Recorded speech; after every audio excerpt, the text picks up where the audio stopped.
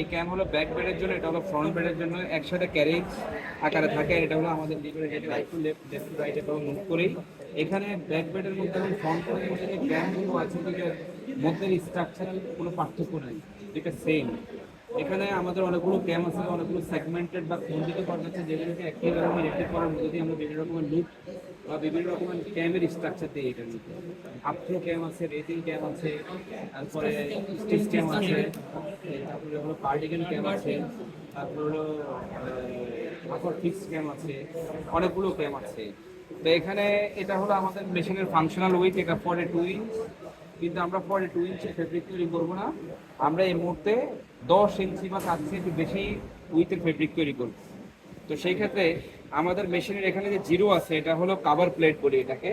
এই কাভার প্লেটের কাজ হলো নিডেলকে কাভার করে রাখা, যাতে নিডেল খুলে না যায় পিক থেকে। তাহলে এটা হলো আমাদের জিরো, একেবারে মেশিনের 42 ইঞ্চি উইথ বিশিষ্ট মেশিনের মিডল পয়েন্ট।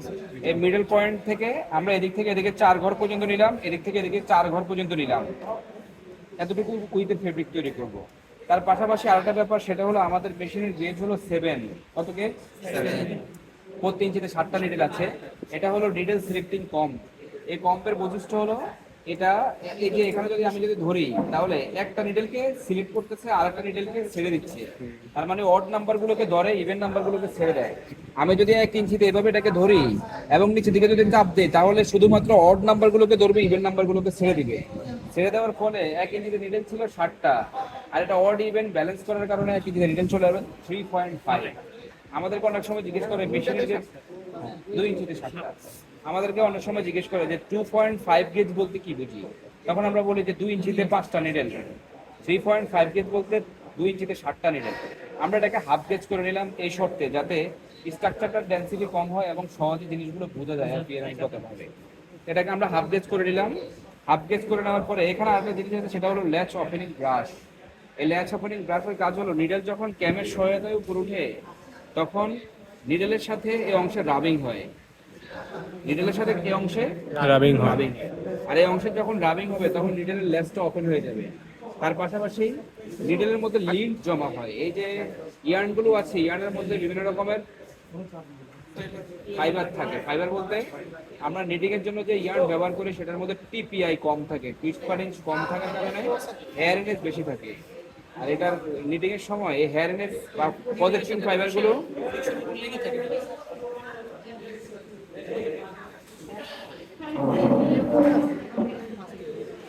এই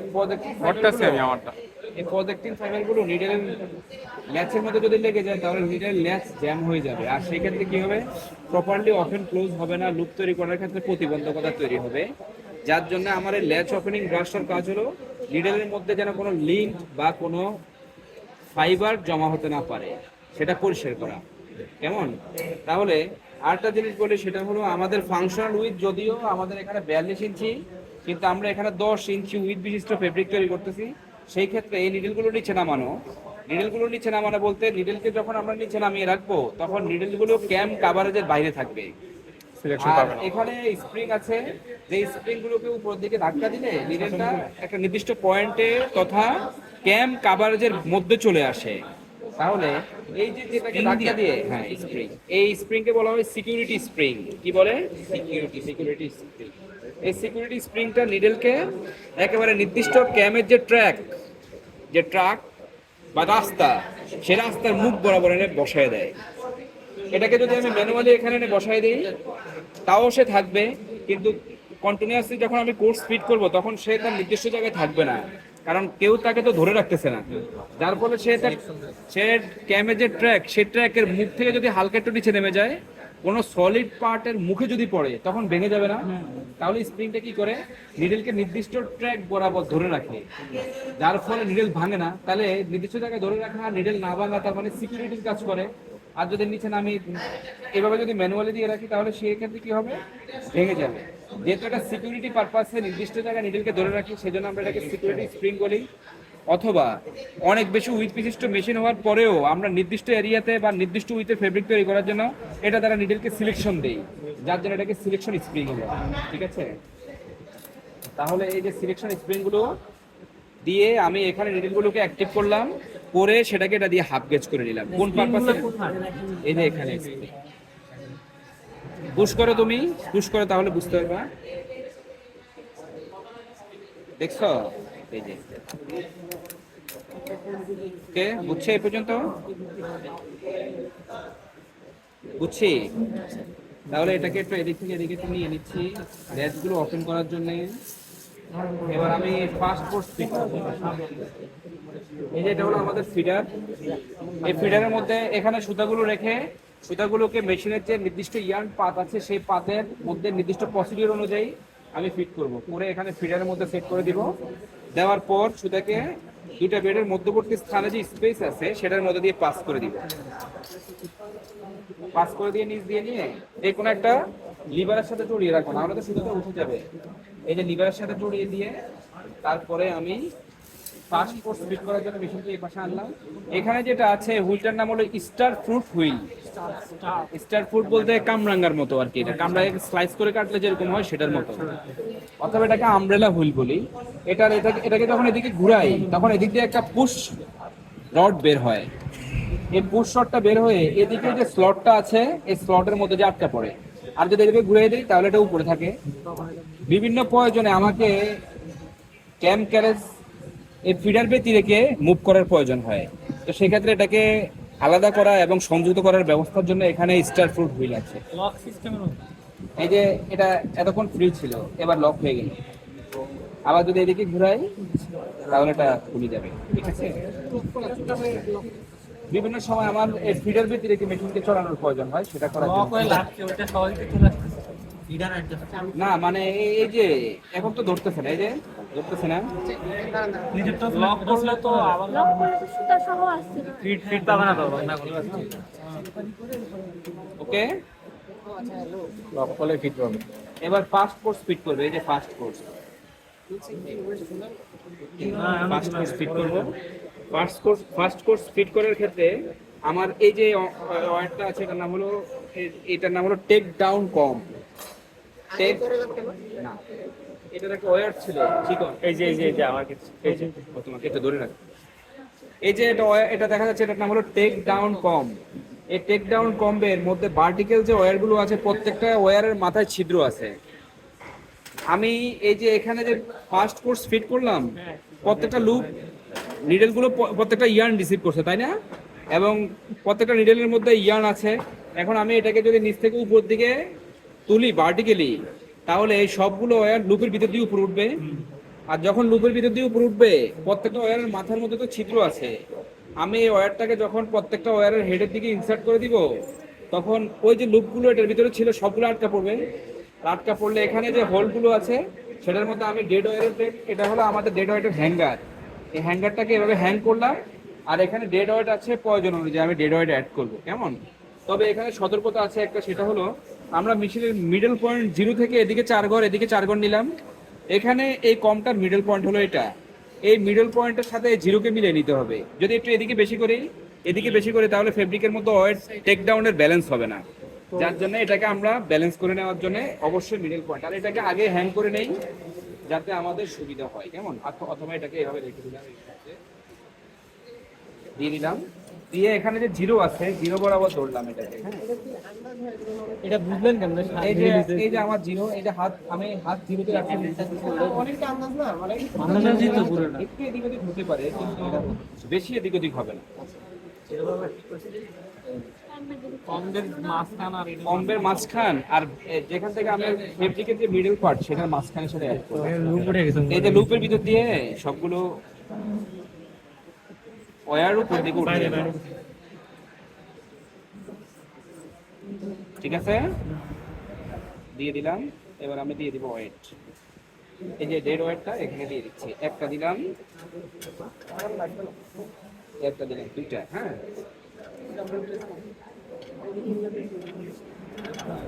দুইটা দিলাম। হ্যাঁ, দুইটা দিয়ে এবার সেকেন্ড কোর্স স্প্লিট করলাম। এবার থার্ড কোর্স স্প্লিট করলাম। সব নিট আমরা অল নিট করতেছি, শুধু ভিপ তৈরি করতেছি।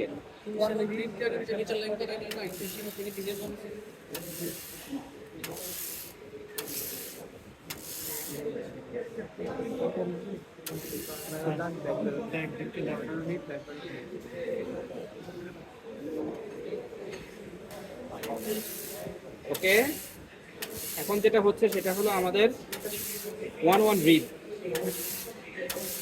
মোবাইলের ক্যামেরা ভালো কার, জলদি করো না একটু। এখন তো অলনেট দেখাবো, তারপরে হচ্ছে নিট আলট্রা আমি তুলতে প্রাইভেট করে দিতে দেখো ফ্রন্ট বেড এবং back bed all knit. IPhone আমি কাছ থেকে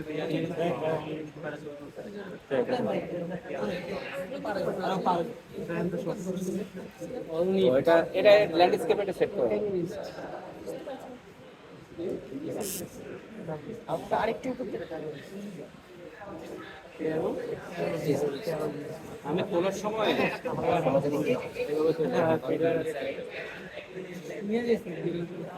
আচ্ছা আমি পরবর্তীতে নেক্সট এটা সবাই পুরো প্রেম নিয়ে আলাদা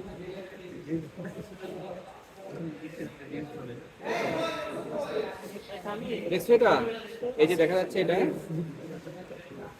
এই যে নিট অল নিট, এই যে নিট নিট নিট সব নিট। নিট দেখা যায়, দেখা যাচ্ছে নিট নিট নিট নিট তাই না?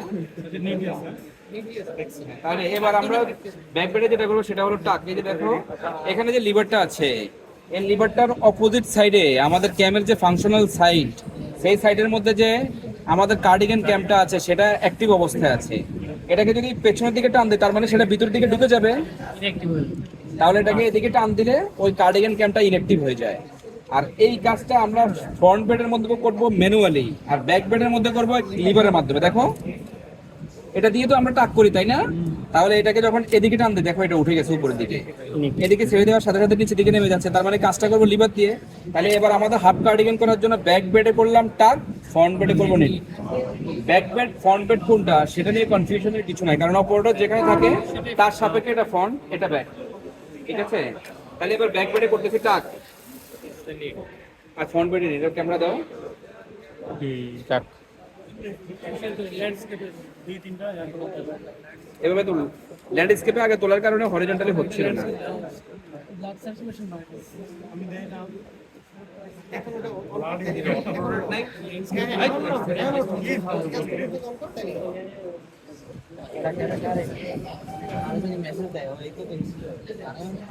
এবার দেখো এই যে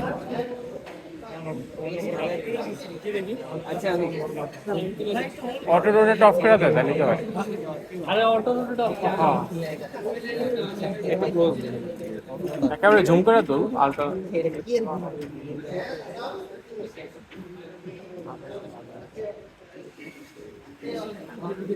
দেখো এখানে দেখো ব্যাক বেডের মধ্যে টাক, তোমরা খাতের মধ্যে ঠিক যে একটু সাইড দাও আমাকে, একটু ফ্রি স্পেস দাও। এটা এইভাবে এই যে টাক নিট, আবার টাক নিট, আবার টাক আবার নিট। এখন স্পষ্ট কিন্তু খুবই স্পষ্ট। এখন চোখে একটা পিক নাও এখান থেকে। এটা টাকা নিচে ব্যাক পেটে টাক ফ্রন্ট পেটে নিচে আর সোফা করেছে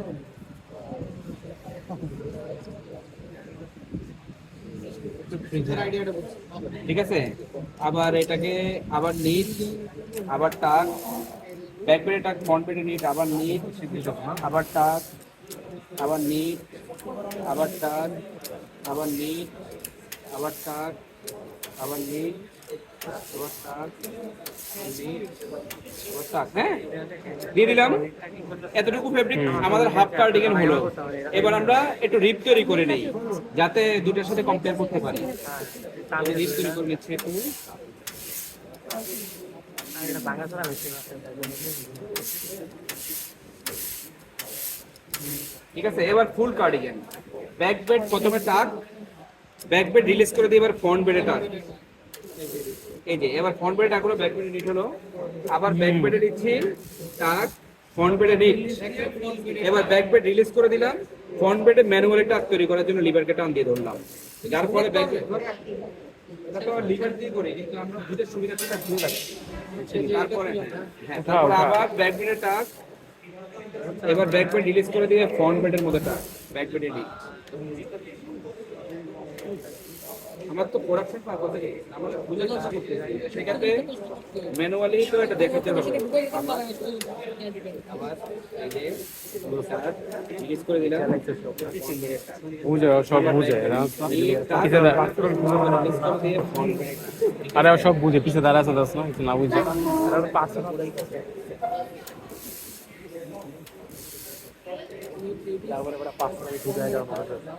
আমাদের নাই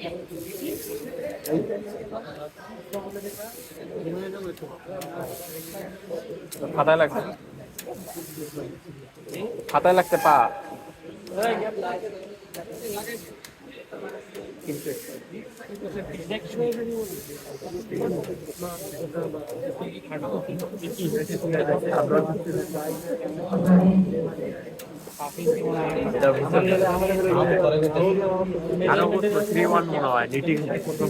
আরে 3-2 এরা রাইপে 37 এগুলা হ্যাঁ হ্যাঁ রিডিং 1 আর আজকে মাপতাছ ওরা মাপতাছ মাইপ পাবে যে কি বুঝতে পারবে যখন ফ্রি থাকবা প্রত্যেকে এসে এখানে এক্সপেরিমেন্ট করে ফেব্রিক তৈরি করে নেবে তোমাকে স্যাম্পল অ্যাড করতে হবে কেমন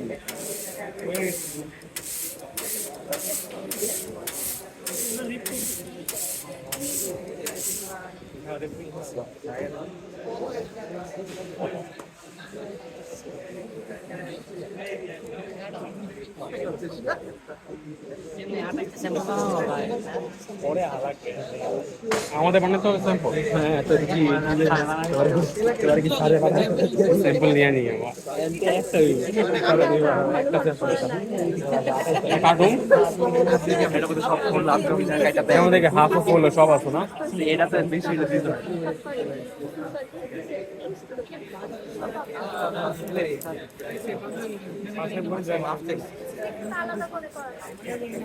আমাদের কি হাফ ফুল একসাথে করতে হবে হ্যাঁ সেটা আলাদা আলাদা বানাইতে হবে এই জায়গাটা রিড না না এটা কার্ডিগান রিড কোনটাতে ওই যে মাঝখানে এই যে খেয়াল করো এদিকে এই যে দেখো